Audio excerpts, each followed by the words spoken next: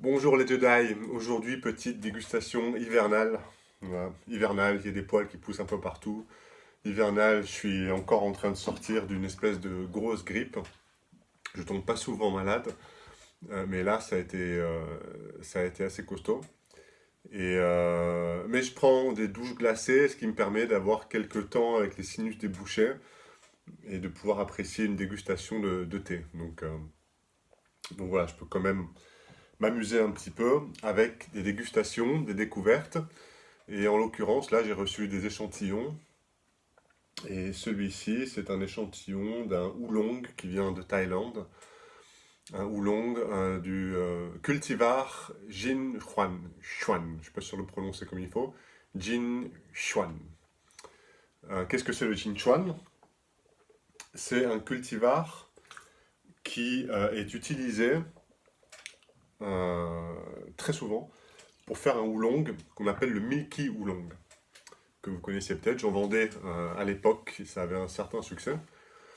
Sauf que pour faire le Milky Oolong, dans la grande majorité des cas, ce thé, ce oolong, après être cultivé, après être travaillé pour du coup en faire un bon oolong, il est mélangé, il est infusé d'une certaine façon avec des vapeurs de lait. On va faire bouillir de lait, on va imprégner les feuilles de thé de ces vapeurs de lait, ce qui va lui donner du coup cet arôme lacté, tout ça. Alors pourquoi est-ce qu'on utilise le cultivar Jinchuan? C'est parce que euh, normalement il a spontanément en fait ces arômes de lait. On vient les renforcer ensuite avec le lait dans la grande majorité des Milky Oolong, mais normalement juste un cultivar Jinchuan a spontanément, naturellement ces arômes de lait. Alors là on a un oolong Jinchuan sans arôme, et du coup ça va être intéressant de voir si on trouve quand même cet aspect crémeux, un peu laiteux, qui est censé représenter ce cultivar. Alors ce cultivar, petit rappel, cultivar c'est un peu comme, c'est l'équivalent des cépages pour le vin, c'est-à-dire qu'il y a une plante qui fait le thé, c'est le Camellia sinensis, et ensuite du coup il y a plusieurs cultivars, comme il y a plusieurs cépages, du merlot, je connais pas bien le vin, il faut que je m'y intéresse peut-être un petit peu plus, mais voilà, il y a différents cépages pour le vin, et de la même façon il y a différents cultivars pour le thé, il y a plusieurs centaines de cultivars pour le thé. Donc,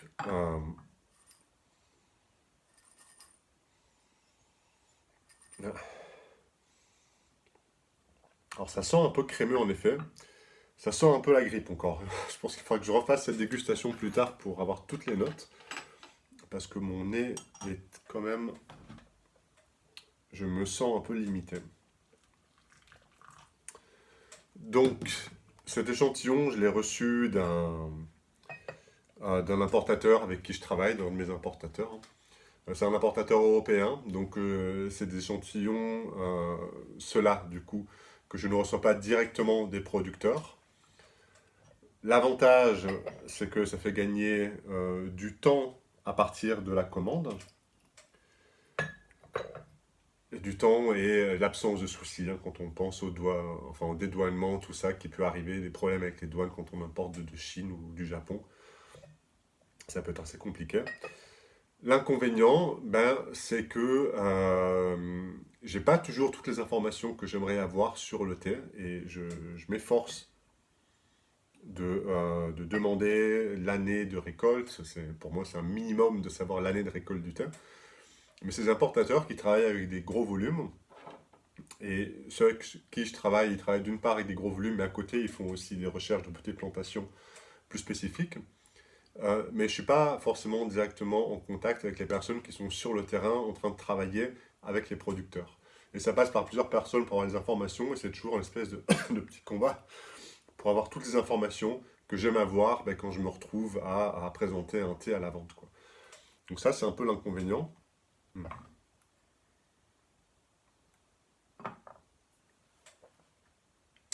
Donc voilà, on va le goûter.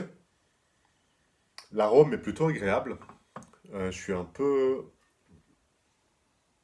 Je suis agréablement surpris. Donc de l'eau à 80-85 degrés pour les oolongs verts. Voilà. La feuille ne semble pas fantastique au niveau esthétique. Mais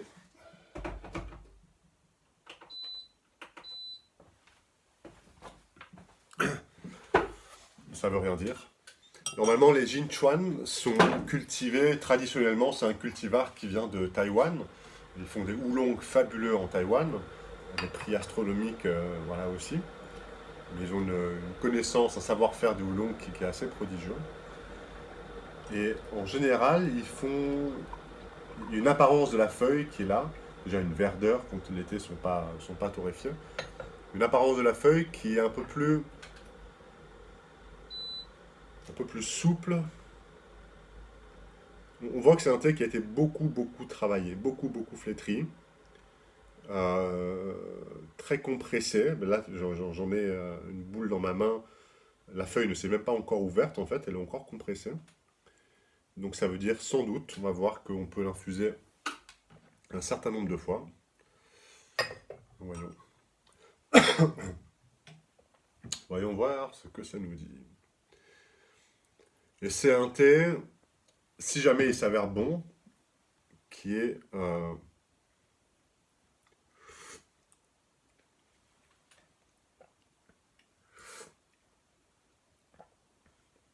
il y a les notes végétales qu'on trouve dans les houlons verts.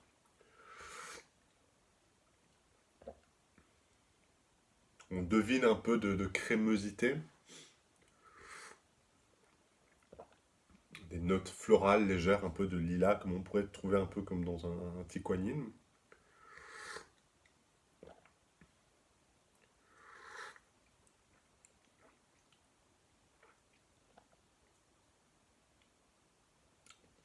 Il a une finition plutôt agréable. Mais il a ce côté un peu. C'est pas trop vert, c'est.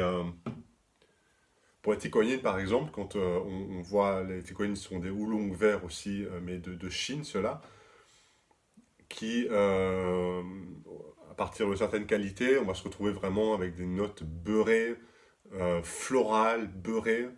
Et l'aspect végétal n'aura pas disparu, mais il sera très largement compensé et il sera au service, on va dire, de ces notes beurrées et florales qui peuvent être là très présentes, quoi. Et en général, de mon expérience en tout cas, les tiquanines qui sont d'une qualité un peu inférieure, ben, c'est les notes végétales, parfois un peu rustres, c'est-à-dire pas toujours très chlorophyllées, parfois un petit peu, c'est pas exactement le mot, mais un petit peu rêches peut-être, qui vont être là en avant, quoi. Donc plus on avance dans la qualité, moins on se trouve avec du végétal brut, et plus on se retrouve avec quelque chose de léger, de subtil, de délicat, de fin, et puis une texture aussi qui est d'autant plus intéressante et d'autant plus présente. Ici, je sens beaucoup ce végétal. Étant donné l'aspect de la feuille, étant donné le prix du thé, ça m'étonne pas vraiment. Je m'attendais à quelque chose de cet ordre-là. Mais l'odeur m'avait. J'ai eu un petit espoir avec l'odeur quand même.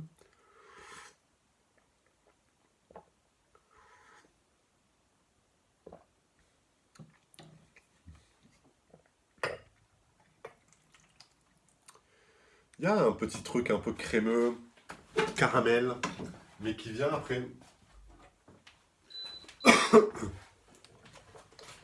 Qui n'est pas, à ce stade en tout cas, hein, peut-être que je vais encore nous réserver des surprises, qui sait, ce petit thé, qui n'est pas suffisamment présent, cet aspect caramel.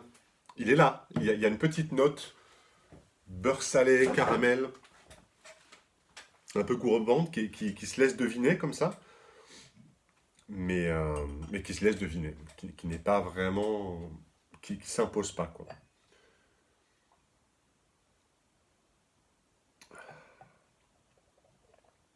C'est une expérience hein, de faire une vidéo de dégustation en étant en grippet.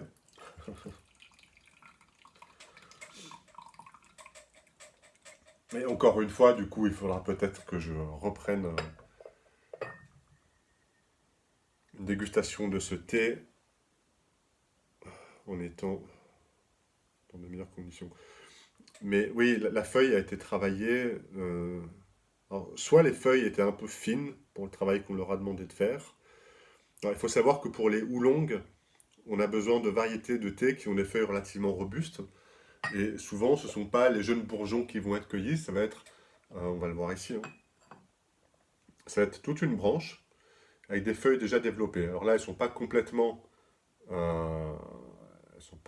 développées dans l'infusion, mais en tout cas, c'est des feuilles qui ont déjà bien poussé, qui ont une certaine taille. Donc là, on voit, il y a une, deux, trois, il y a trois feuilles, et puis le bourgeon, la sommité. Et du coup, ce sont des feuilles qui sont déjà matures, et la raison à ça, c'est que le travail de la feuille pour faire un thé oolong est assez demandant. Et si la feuille n'est pas assez solide, n'a pas suffisamment euh, de cordes, de substance, eh bien, elle va se briser, elle va s'abîmer, et puis elle va pas tenir le long du processus, quoi. Et donc voilà, ce sont des variétés, des cultivars de thé qui ont des feuilles relativement épaisses, euh, riches comme ça, qui vont être utilisées pour faire du oolong. Et là, on a l'impression que la feuille a été maltraitée quand même. Alors, soit elle n'était pas si épaisse que ça à la récolte, soit ils se sont acharnés dessus. Euh, Ça ressemble, au niveau de l'apparence de la feuille, ça ressemble plus à un tiquanine qu'à un oolong taïwanais.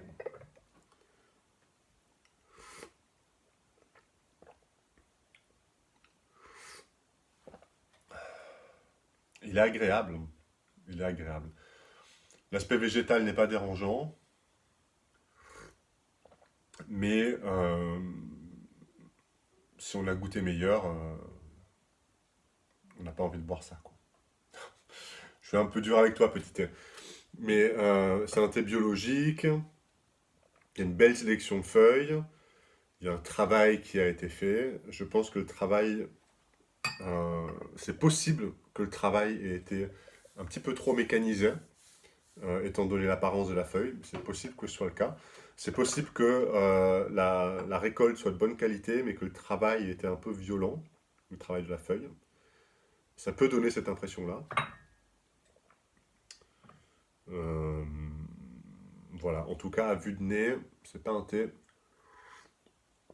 que je prendrais dans ma sélection. Non, je vais pas le réinfuser, je pense que je vais terminer ça.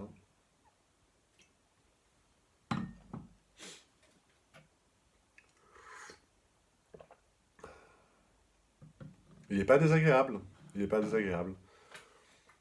Mais quand on boit un bon oolong, on a envie de boire un bon oolong. Et là, il ne propose pas vraiment une expérience fantastique, quoi. Il y a ce végétal. Pour quelqu'un qui ne connaît pas, ça peut être intéressant. Il y a ce végétal, il y a des petites notes un petit peu gourmandes. Mais c'est pas le type de thé que je cherche dans ma sélection parce que je cherche à justement faire découvrir ces sensations, ces expériences qui existent avec des thés qui ont vraiment quelque chose à proposer, quoi, en termes de texture, en termes de saveur. Donc là, clairement, celui-là, il fait pas voyager. Voilà.